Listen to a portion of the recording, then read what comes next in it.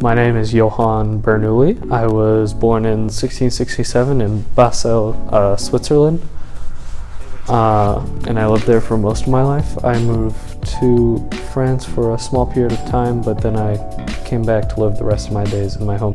I am Leonard Euler.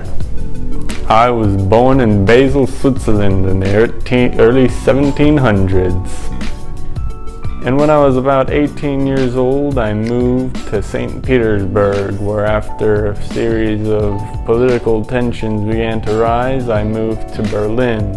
Stayed there for about 25 years before moving back to St. Petersburg when everything calmed down in the last years of my life. My name is Galileo Galilei. I was born in Pisa in February 15th, 1564, and I was educated at a monastery close to Florence for most of my life until about 1581 when I went to the University of Pisa to study medicine.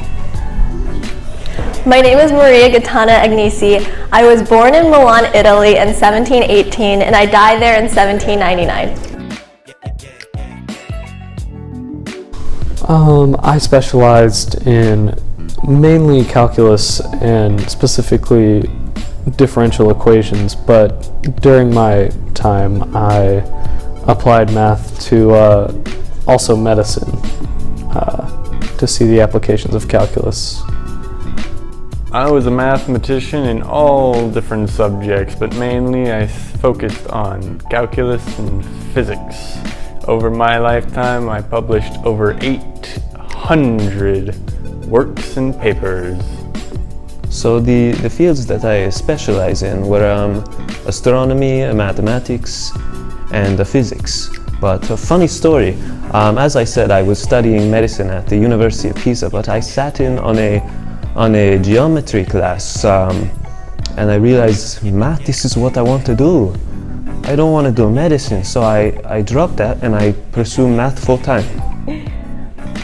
I specialize in integral and differential calculus, and I noted all my findings in my most important book, which was titled Analytical Institutions.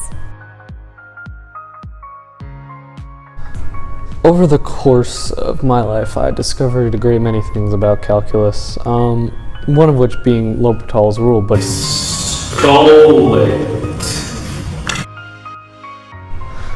I also worked on problems such as the quaternary and the isoparametric problem, which I worked against my brother Jakob Bernoulli to finish.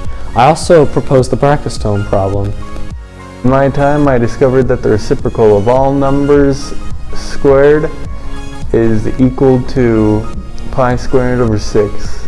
I discovered theorems to be used to discover the trajectory and momentum of objects.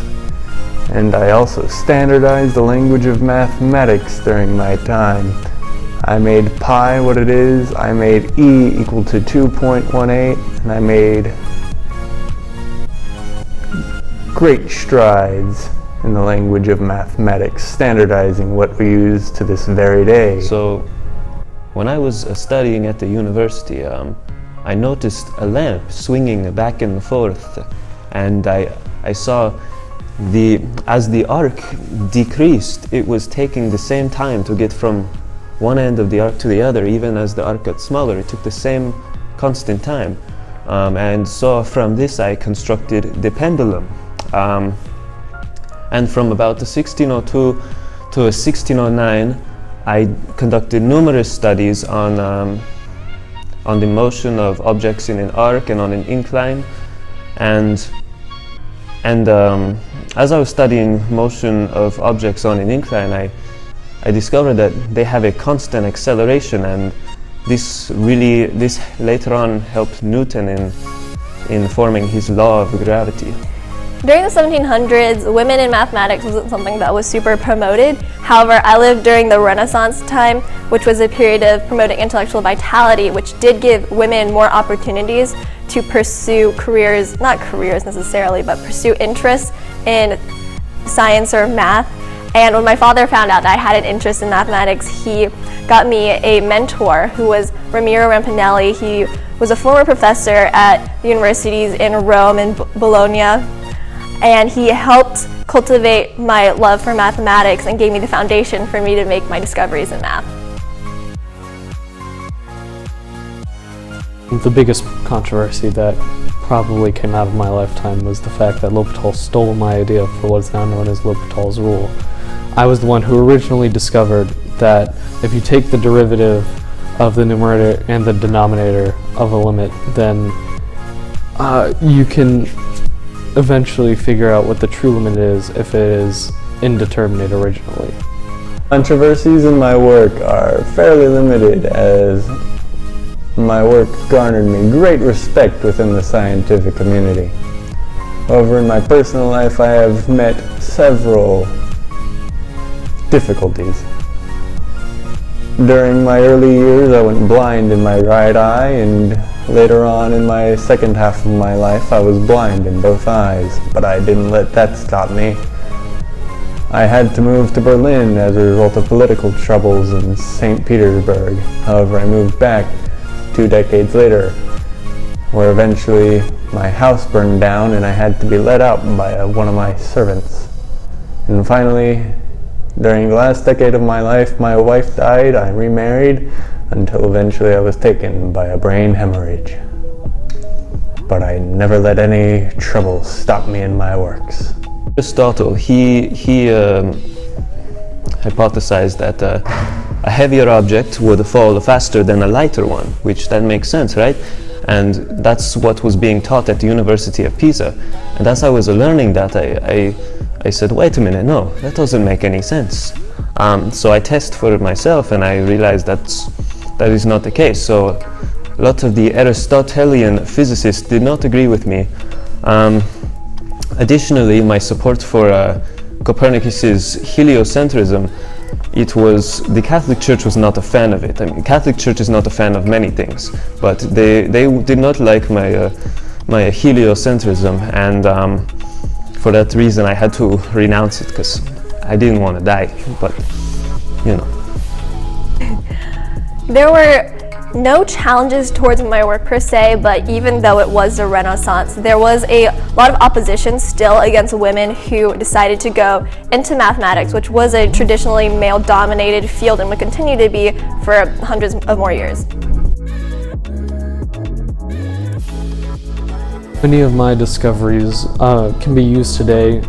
For example, L'Hopital's rule is still used for any time that the limit of a function turns out, or of an equation turns out to be indeterminate. But also I did solve the sophomore's dream theorem, which is still used today. My discoveries led to the standardization of mathematics. F of x, pi, e, all were standardized by my works and papers. And that's how I built the building blocks for what we use in mathematics today. I standardized the language and made hundreds of papers and led the scientific community throughout the 18th century. So many of my studies with gravity and acceleration were very influential to what we understand today as gravity and acceleration due to gravity. Also, my many studies with the pendulum later led Christian Huygens to in 1656 to develop the first pendulum clock.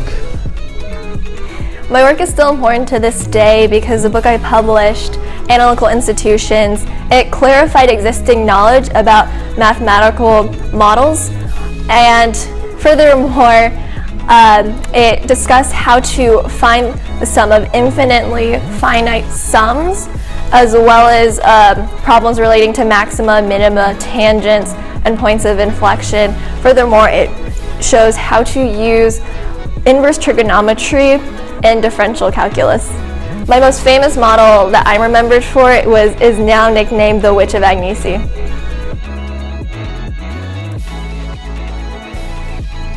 So teach me about calculus, Bernoulli. Alright, now see, this is what's called an integral. And so when you take the integral of f of x, you're increasing the power of that function by 1. Interesting. And every time that you do that, you have to make sure you add a plus C. Indeed. Now see. Very interesting. That's right. Now in my works with astronomy, I must spend lots of time viewing the sun. It's very bright, which has made me go blind in one of my eyes.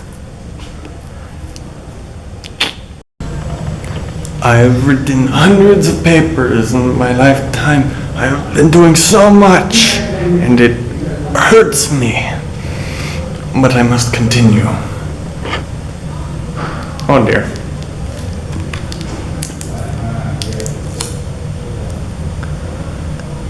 I need to find someone to transcribe for me now.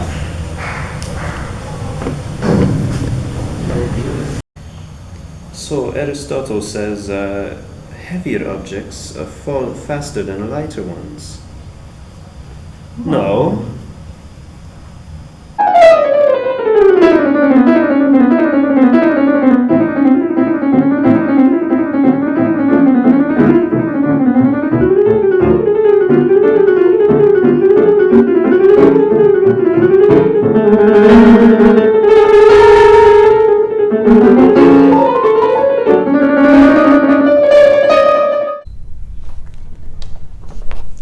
Hey, can you review my error-bound theory? No thanks, Lagrange.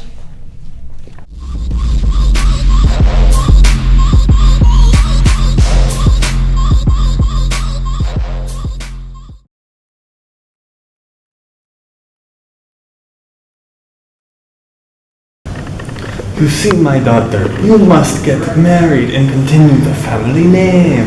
But Dad, I love God and math. Let me become a nun. You must support the family. We need you in order to spread the family line. You cannot become a nun. But no child will take my last name anyways. What are we to do with you? Now I have discovered something interesting. For you see, it's a useful little tool if you just take one circle, another circle, and you can compare two things and contrast them. You put one into one section and then another into another section. And you can compare them in the middle and contrast them on either side. It's an interesting idea I've been working on called a Venn diagram.